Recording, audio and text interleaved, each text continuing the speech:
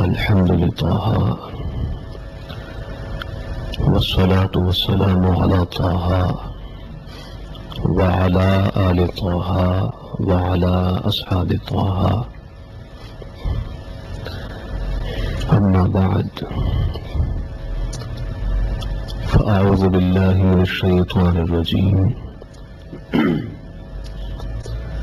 بسم الله الرحمن الرحيم والليل إذا يغشى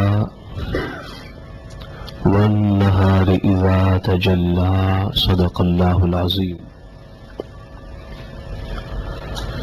وبلغنا رسوله النبي الكريم الأمين ونحن على ذلك لمن الشاهدين والشاكرين والحمد لله رب العالمين۔ حمد و ثنا کے بعد جیسے کہ معلوم ہے کہ آج کے جمعۃ المبارک کے خطاب کا موضوع ہے فرض ہو جانے کے بعد زکوٰۃ نہ دینے کا عذاب اور فرض ہونے کے بعد زکوٰۃ نہ دینے کا گناہ۔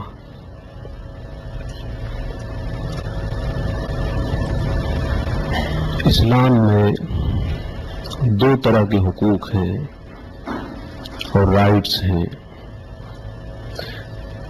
نمبر ایک حقوق خداوندی، ڈیوائن رائٹس،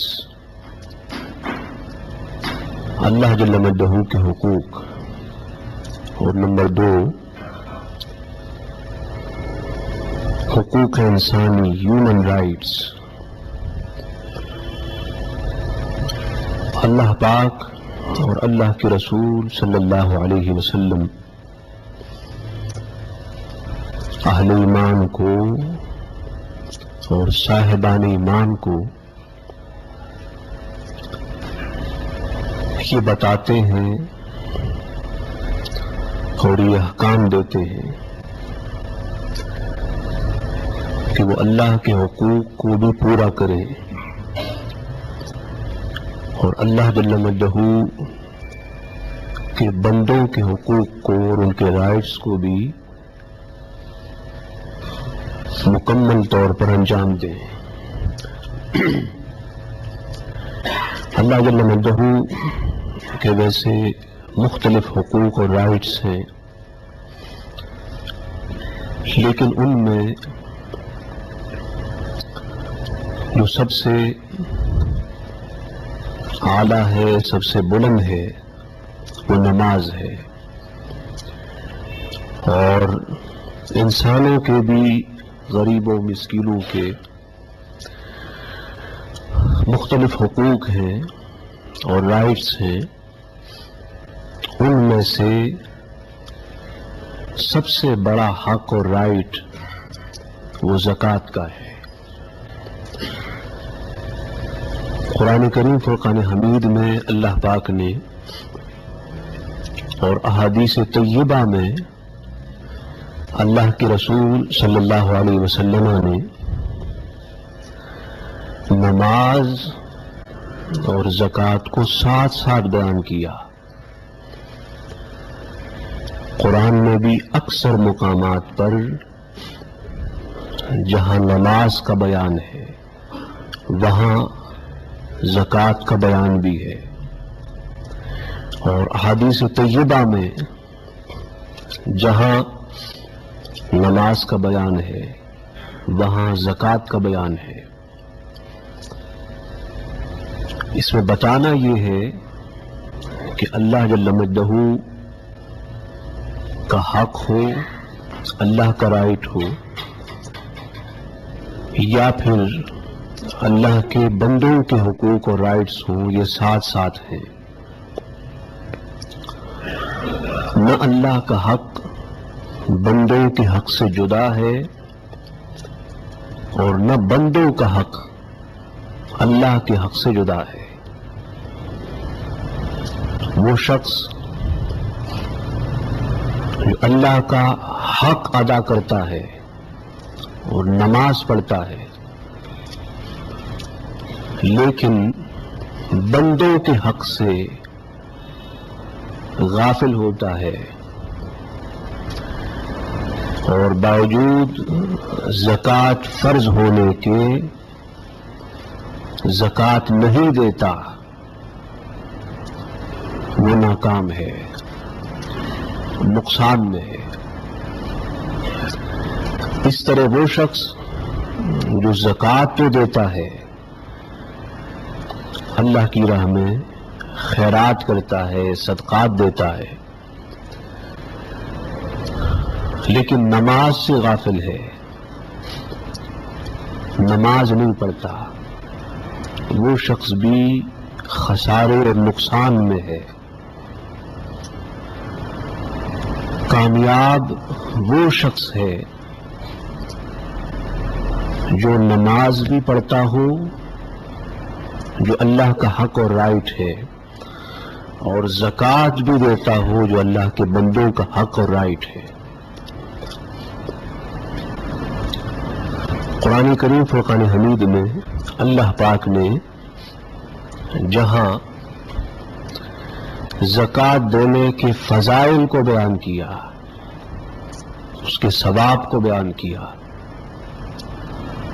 تو اسی طرح وہاں اللہ پاک نے زکوٰۃ نہ دینے کے عذاب اور گناہ کو بھی بیان کیا ہے۔ اسی طرح حدیث طیبہ میں جہاں حضور علیہ السلام نے زکوٰۃ کے فضائل کو اور زکوٰۃ کے ثواب کو بیان کیا، وہاں زکوٰۃ نہ دینے کے عذاب اور اس کے گناہ کو بھی مینشن کیا۔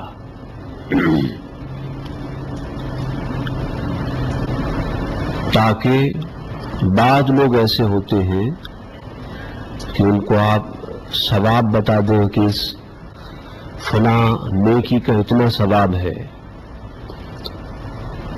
تو ان کی طبیعت ایسی ہوتی ہے، مزاج ایسا ہوتا ہے، نفسیات ان کی ایسی ہوتی ہے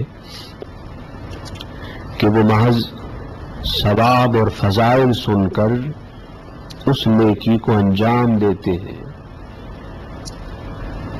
اور بعض کی نفسیات ایسی ہوتی ہے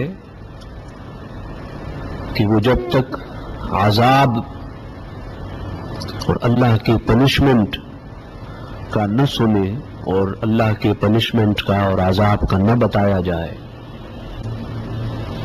تو وہ نہ اس نیک کام کی طرف راغب ہوتے ہیں اور نہ ان سے وہ نیک کام ہوتا ہے۔ تو اللہ پاک نے دونوں طرح کے لوگوں کے لیے ان کے مزاج کے موافق اور مطابق قرآن کریم میں آیات کو اتارا۔ اس طرح حضور علیہ السلام نے احادیث کو بیان کیا۔ قرآن کریم فرقان حمید کی سورہ اللیل کی ابتدا میں اللہ جل مجدہ نے فرمایا واللیل اذا یغشا، اور قسم ہے رات کی جب وہ چھا جائے۔ میں نے پچھلے خطاب جمعہ میں اس آیت کا معنی اور اس کی تفسیر کچھ اور بتائی تھی جس کا تعلق اس موضوع سے تھا، اور آج آپ کو میں ایک اور معنی اور تفسیر بتا رہا ہوں جس کا تعلق آج کے عنوان و موضوع سے ہے۔ اللہ نے فرمایا قسم ہے رات کی جب وہ چھا جائے اور کائنات میں ہر سو پھیل جائے اور کائنات کی ہر شے کو، ہر چیز کو ڈھانپ لے، چھپا لے۔ واللیل اذا یغشا والنہار اذا تجلی، اور قسم ہے دن کی جب وہ روشن ہو جائے، اس کا نور اور اس کی روشنی کائنات میں ہر سو پھیل جائے۔ تو اصل میں لیل ان کی مثال ہے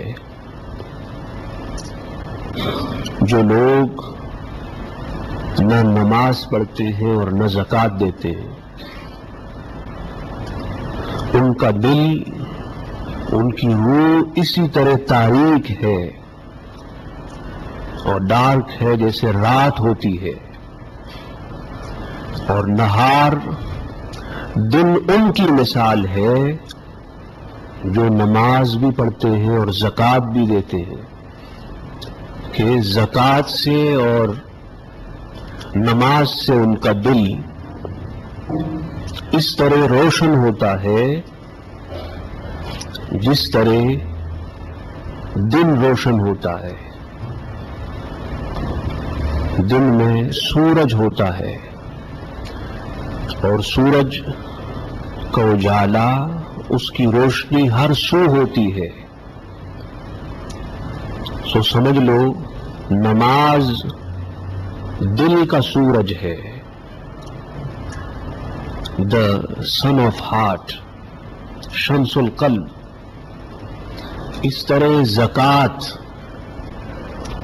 یہ دل کا سورج ہے۔ جب انسان نماز پڑھتا ہے اور زکوٰۃ دیتا ہے تو نماز پڑھنے سے اور زکوٰۃ دینے سے اس کے دل کا سورج نکلتا ہے، اس کے دل کی صبح روشن ہوتی ہے، اس کے روح کا سورج نکلتا ہے۔ اور نماز نہ پڑھے، زکوٰۃ نہ دے تو سمجھے کہ اس کے دل کا سورج غروب ہو گیا، اس کی روح کا سورج غروب ہو گیا۔ اس لیے ان اولیاء اور عرفاء کا دل جو شب و روز نماز پڑھتے تھے اور شب و روز اللہ کی راہ میں خیرات کرتے تھے، صدقات دیتے تھے، روشن دن کی طرح ہوتا۔ شاہ ولی اللہ محدث دہلوی نے انفاس العارفین میں اپنے خاندان کے بعض اولیاء کی لائف سمری میں لکھا ہے کہ جب وہ کسی تاریک کمرے میں ہوتے، اندھیرا ہوتا، تو اندھیرے میں، ڈارکنیس میں ان کے دل سے نور نکلتا، روشنی نکلتی۔ اس نور اور روشنی سے تاریک کمرہ روشن ہو جاتا۔ تو دل سے نکلنے والا نور اور دل سے نکلنے والی روشنی، یہ کس کی روشنی ہے اور نور ہے؟ یہ نماز اور زکوٰۃ کا نور ہے۔ آج الا ماشاء اللہ، کیونکہ ایکسیپشن اور استثناء ہر جگہ ہر زمانے میں ہوتا ہے، مسلمان نماز سے بھی غافل ہیں اور زکوٰۃ دینے سے بھی غافل ہیں۔ نہ انہیں نماز کی اہمیت اور امپورٹنس کا علم ہے اور نہ زکوٰۃ کی اہمیت اور افادیت کا علم ہے۔ اس لیے آج کائنات میں، دنیا میں ہر سو پھر تاریک دل والے اور تاریک روح والے گھوم پھر رہے ہیں۔ وہ دل جو روشن ہوتے تھے، وہ دل جو منور ہوتے تھے، وہ چل بسے، وہ اب ماضی کا قصہ پارینہ بن گئے۔ تو میں بتا یہ رہا تھا کہ زکوٰۃ ہو یا نماز ہو، اس کا براہ راست ایفیکٹ آپ کے دل پر ہوتا ہے، روح پر ہوتا ہے۔ نہ نماز کا پڑھنا بے معنی ہے اور نہ زکوٰۃ کا دینا بے معنی ہے۔ اس لیے اللہ پاک اور اللہ کے رسول صلی اللہ علیہ وسلم نے قرآن کریم فرقان حمید میں اور احادیث طیبہ میں بار بار نماز کی اور زکوٰۃ کی تاکید کی ہے، کہیں عذاب کی شکل میں اور کہیں ثواب کی شکل و صورت میں۔ چونکہ آج ہمارا عنوان زکوٰۃ نہ دینے کا گناہ اور اس کا عذاب ہے، سو اس حوالے سے میں نے ان آیات کو آپ کے سامنے ایکسپلین کیا اور بتایا کہ زکوٰۃ نہ دینے والے کا دل تاریک رات کی طرح اور اندھیری رات کی طرح تاریک ہے۔ اگر وہ یہ چاہے کہ وہ اپنے دل میں چراغ جلا لے، اس کا دل بھی روشن دل کی طرح، روشن دن کی طرح روشن ہو جائے، تو چراغ اور لائٹ اللہ اور اس کی رسول نے دی ہے، وہ ہے زکوٰۃ۔ آج زکوٰۃ دے کر اس کا چراغ دل میں لگا کے اس کو روشن بنا لیں۔ دل روشن ہوگا، کل تاریخ قبر میں جائیں گے، تاریخ قبر روشن ہو جائے گی، دل کا نور نکلے گا، دل سے روشنی نکلے گی۔ وہ قبر جس میں روشنی کا نام و نشان تک نہ تھا، وہ روشن ہو جائے گا، منور ہو جائے گا۔ اور ایسا ہوا ہے کہ وصال کے بعد بعض اولیاء اور عرفاء کی قبروں کو جب کھول کے دیکھا گیا تو ان کی قبریں روشن تھی، معلوم ہوا وہ زکوٰۃ دینے والے تھے۔ بعضوں کی قبروں کو کھولا گیا تو اس میں عذاب تھے، سام، بچھو، مختلف اژدہے، آگ ہوتی، معلوم ہوا وہ زکوٰۃ نہ دینے والوں میں سے تھے۔ تو زکوٰۃ نہ دینے سے قبر تاریک ہوتی ہے، واللیل اذا یغشا کا منظر ہوتا ہے، اور زکوٰۃ دینے سے قبر روشن ہوتی ہے، واللیل اذا والنہار اذا تجلی کا منظر ہوتا ہے۔ بندے فیصلہ تیرے ہاتھ میں ہے، چاہے تو قبر کو دن روشن دن کی طرح روشن بنا لے، چاہے تو اپنی قبر کو تاریک رات کی طرح تاریک بنا لے۔ محدثین نے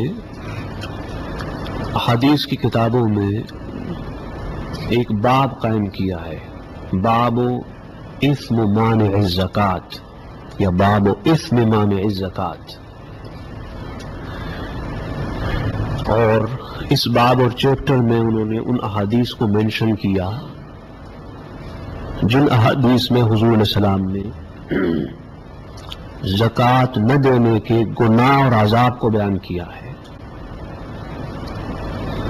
تو جہاں احادیث میں باب الثواب ہوتا ہے، باب ثواب الزکوٰۃ یا باب ثواب اعطاء الزکوٰۃ، زکوٰۃ دینے کا ثواب اور اس کے فضائل، تو وہاں باب اثم مانع الزکوٰۃ بھی ہے کہ زکوٰۃ نہ دینے کا گناہ اور زکوٰۃ نہ دینے کی صورت میں اللہ کا عذاب۔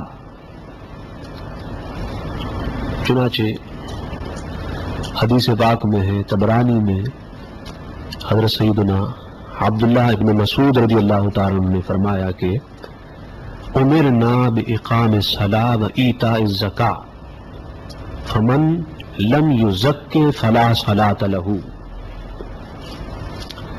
کہ ہمیں حکم دیا گیا، بتایا گیا نماز پڑھنے کا اور زکوٰۃ دینے کا، اور فرمایا کہ جو نماز پڑھتا ہو اور زکوٰۃ نہ دیتا ہو اس نمازی کی نماز بھی نہیں ہوتی۔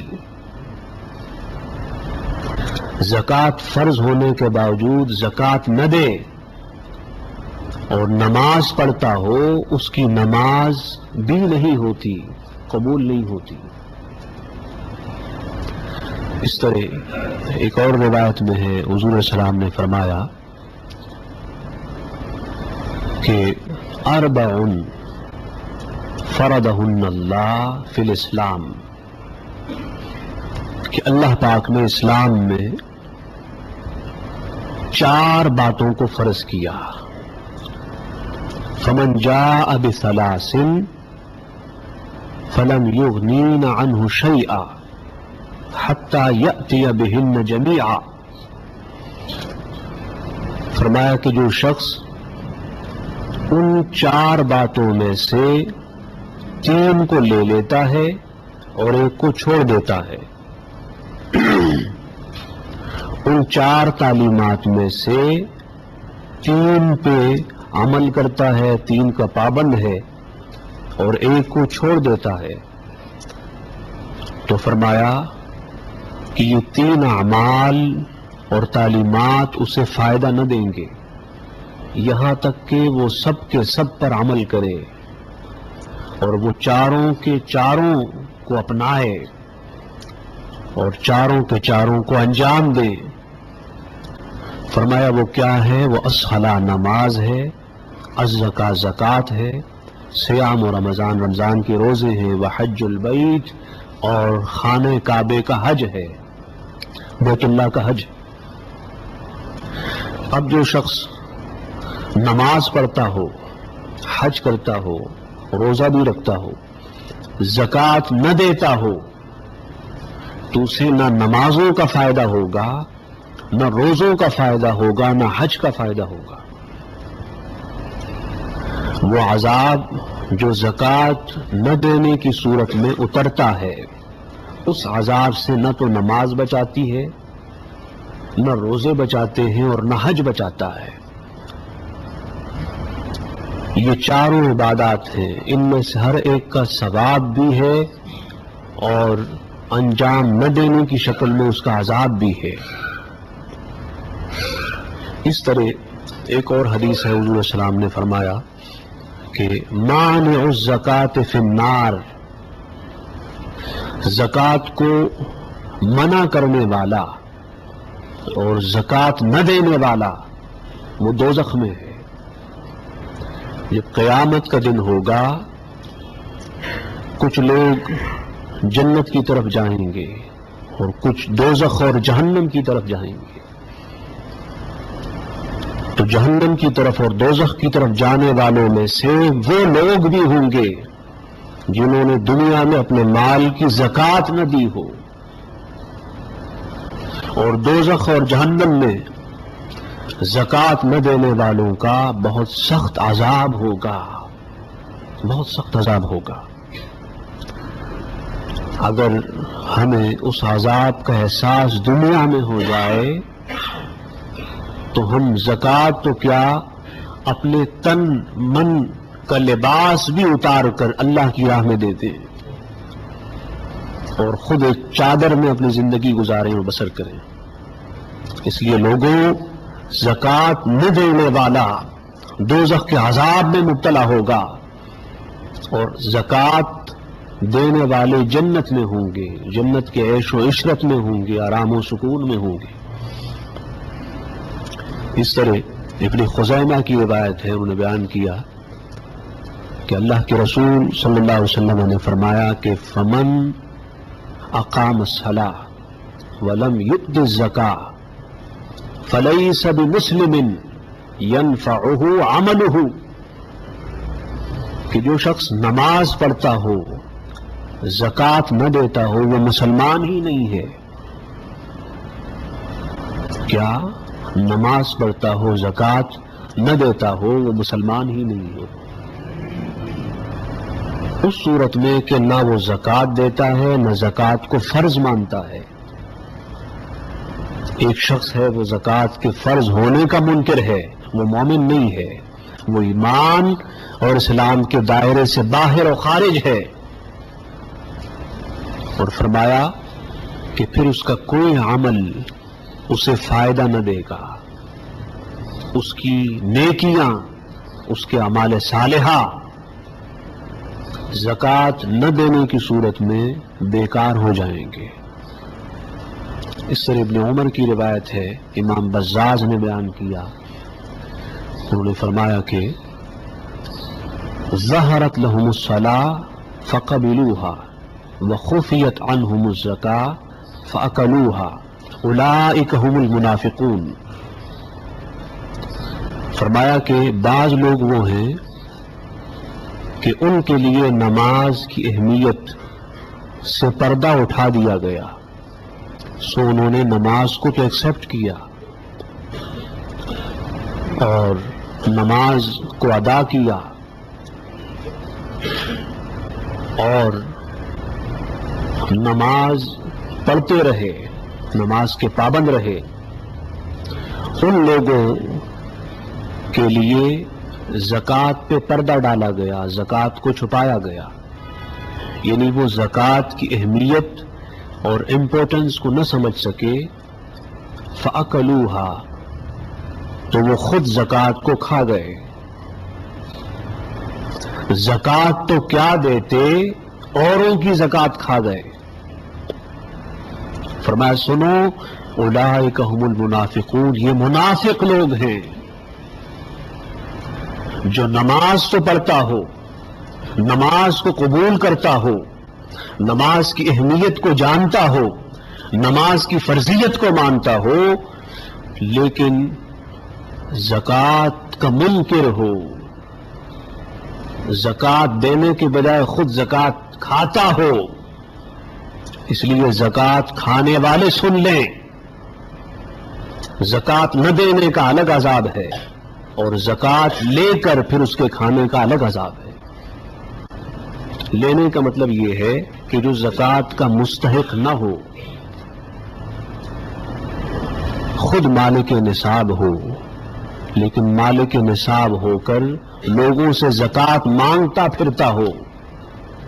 میں پچھلے سال ایک مسجد میں سوال و جواب کی نشست کے حوالے سے سوالات کے جوابات دے رہا تھا، تو ایک صاحب نے مجھ سے پوچھا کہ اس کا ایک عالیشان مکان بنگلہ بھی ہے، ایک کار بھی ہے، وہ چاہتا ہے کہ ایک اور کار آ جائے، بنگلہ آ جائے، کیا میں زکوٰۃ لے سکتا ہوں؟ یہ مجھ سے خود مسجد امام احمد رضا کی ایک مصلی نے، میں وہاں ایک نشست سے خطاب کر رہا تھا، سوال و جواب کی نشست سے، اس نے مجھ سے پوچھا۔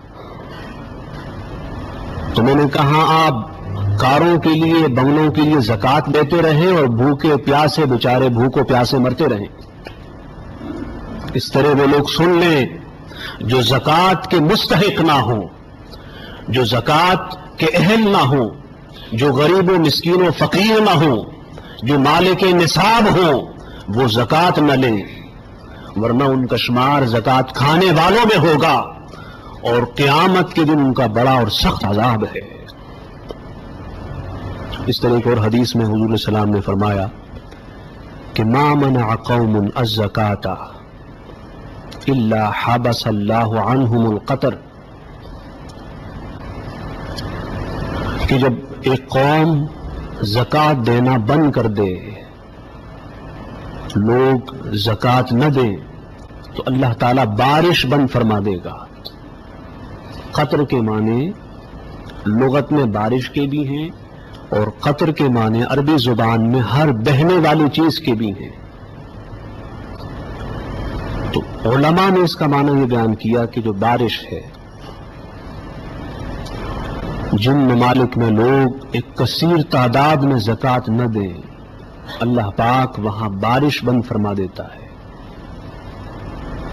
یہ علماء کا معنی ہے، اور صوفیہ نے معنی یہ کیا کہ اللہ جل مجدہ کی خاص رحمت زمین پہ اترتی ہے، اس کا فیضان، اس کا عرفان، اس کے انوار، زکوٰۃ نہ دینے کی صورت میں اللہ جل مجدہ کہ ان انوار کا زمین کی طرف اترنا بند ہو جاتا ہے، اور جب اللہ کا وہ فیضان زمین کی طرف نہیں اترتا تو پھر دنیا میں ہر سو فساد ہوتا ہے، ہر سو لڑائی ہوتے ہیں، لڑائی ہوتی ہے، جھگڑے ہوتے ہیں، ہر سو بدامنی ہوتی ہے۔ لوگوں زکوٰۃ کے فائدوں میں سے ایک یہ ہے کہ جہاں زکوٰۃ شریعت کے مطابق دی جائے وہاں امن ہوتا ہے، وہاں پیس ہوتا ہے، وہاں سکون اور اطمینان ہوتا ہے، وہاں اللہ جل مجدہ کی بارگاہ سے بارش کا نزول ہوتا ہے، اللہ جل مجدہ کی رحمتیں اترتی ہے، اللہ کے انوار اترتے ہیں۔ اور امام عبد الوہاب الشعرانی المصری الشافعی نور اللہ مرقدہ نے تنبیہ المغترین میں بیان کیا کہ جب دینار و درہم بنتے ہیں، یا آپ کی جو کرنسی ہے، جو آپ کے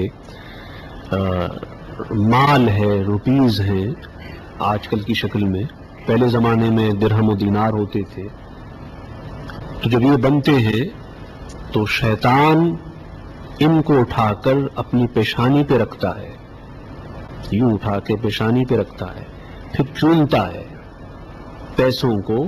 ہم میں سے بھی بعض نادان وہ ہے کہ وہ سجدے کی جگہ پیسے رکھ کے سجدہ کرتے ہیں، پھر وہ نادان سجدے سے سر اٹھا کر پیسوں کو چومتے ہیں۔ ارے سجدہ اس کے سامنے کر جس نے وہ مال لیا اور صاحب مال بنایا۔ مال کے سامنے سجدہ کرنے والے، مال کی پوجا کرنے والے، مال و دولت کو چومنے والے، مال و دولت کو سینے سے لگانے والے، مال و دولت کو جمع کر کر کے خدا اور مصطفیٰ کے نافرمان ہونے والے اللہ کے ہمیشہ اور دائمی عذاب میں مبتلا ہوں گے۔ تو یہ چومنا اور سجدہ کرنا یہ تو شیطان کا شیوہ اور اس کی عادت ہے۔ شیطان پیشانی پہ رکھتا ہے، چومتا ہے پیسوں کو، مال کو چومتا ہے، اور پھر کہتا ہے کہ من احب الدنیا فہو عبدی حق، کہ جس نے دنیا سے محبت کی، مال و دولت سے محبت کی، شیطان کہتا ہے وہ میرا غلام ہے، وہ میرا بندہ ہے۔ وہ رب کا بندہ کب ہے؟ رب کا بندہ وہ ہے جو رب کے حکم پر اور اس کے حبیب کے حکم پر اپنے مال و دولت کو لٹاتا پھرے۔ رب کا بندہ تو وہ ہے جو اپنا سب کچھ اللہ اور اس کے رسول کے نام پہ دے دے۔ امام عبد الوہاب الشعرانی نے تنبیہ المغترین میں حضرت مالک بن دینار کے حوالے سے لکھا۔ آپ سب کو معلوم ہے کہ حضرت مالک بن دینار رضی اللہ تعالیٰ عنہ اکابر اولیاء میں سے ہوئے ہیں۔ ان کے گھر پر، مکان پر ایک سائل آیا مانگنے والا، تو آپ نے اسے ایک روٹی عطا کی۔ اس سائل مانگنے والے نے کہا زدنی، ایک روٹی سے کیا ہوتا ہے، اور دے دے۔ آپ اندر تشریف لے گئے اور پھر ایک روٹی اسے اور عطا کی۔ اس نے کہا اس سے کیا ہوگا، اور دے دے۔ حضرت مالک بن دینار رضی اللہ تعالیٰ عنہ اپنے گھر گئے، گھر میں اپنے مکان میں جو کچھ تھا، جو سامان تھا، جو ان کے برتن تھے، یہاں تک کہ ان کے لیٹنے کا بستر بھی لا کر سب اس سائل مانگنے والے کو دیا۔ کہاں مانگنے والے، رب کے نام پہ مانگنے والے، یہ سب لے جا۔ اس نے کہا اس سے کیا ہوگا، مانگنے والا ہو تو ایسا ہو۔ اس نے کہا کہ اب تو میرے مکان میں سوا میرے کوئی نہ رہا، اب ایسا کر مجھے لے لے، بازار لے جا، مجھے بیچ کر جو پیسہ ملتا ہے، جو میری قیمت ہوتی ہے وہ لے لے۔ میرے اپنے آپ کے علاوہ کچھ اور ہوتا، سائل مانگنے والے میرے محبوب مصطفیٰ کے نام پر، میرے محبوب خدا کے نام پر وہ دے دیتا۔ فَتَرَكَهُ وَذَهَبَ وَلَمْ يَأْخُذْ مِمَّا آتَاهُ، لیکن مانگنے والا کچھ اور، کوئی اور تھا۔ وہ اس نے جب یہ سنا کہ گھر کا جو ساز و سامان تھا وہ مالک بن دینار نے دے دیا، اب کچھ نہ رہا، تو وہ سب کچھ چھوڑ کے چلا گیا، نہ روٹیاں لی اور نہ جو باقی ساز و سامان تھا وہ لیا۔ عرفاء نے لکھا کہ انہو ملک، وہ آنے والا عام سائل نہ تھا، وہ عام مانگنے والا نہ تھا، وہ فرشتہ تھا جو انسان کی شکل میں آیا تھا۔ اسے خدا نے بھیجا تھا کہ جا، مالک بن دینار دعویٰ کرتا ہے مجھ سے محبت کا، آج ذرا اس کی محبت کا امتحان تو لے لوں، لیختبرہ، تاکہ اس کا امتحان لے۔ ہم اگر ہوتے تو کیا ہم تو فیل ہو جاتے؟ کامیاب ہونے والے وہ ہیں. ارے زکات دینے والوں سمجھو رب کی طرف سے سائل آیا، مانگنے والا آیا، وہ اللہ کے نام پہ زکات مانگ رہا ہے. تو یہ زکات آپ ویسے دیکھنے میں تو لگتا ہے کہ آپ نے فقیر مسکین کو دی، اصل میں آپ نے اللہ کو دی ہے. ہاتھ فقیر کے ہوتے ہیں، ہاتھ مسکین. میں یہ اصول فقہ کا ایک بہت مشکل مسئلہ اس کی طرف اشارہ کر رہا ہوں. ہاتھ فقیر و مسکین کے ہوتے ہیں اور حقیقت میں آپ کا مال اللہ کے پاس ہوتا ہے. تو زکات دینے والوں تمہارا مال تمہارے مولا کے پاس گیا ہے، جہاں سے آیا تھا وہیں گیا ہے. اس لیے زکات امتحان ہے، اس میں آزمانا ہے ان لوگوں کو جو مولا کے نام پہ عطا کرتے ہیں، جو اپنے رب کے نام پر سب کچھ لٹا دیتے ہیں. اللہ تعالی ہمیں ان اولیاء اور عرفاء کا کامل فیضان اور عرفان عطا فرمائے. وما علینا الا البلاغ. صلوا صلاة سنة رسول الله صلى الله تعالى عليه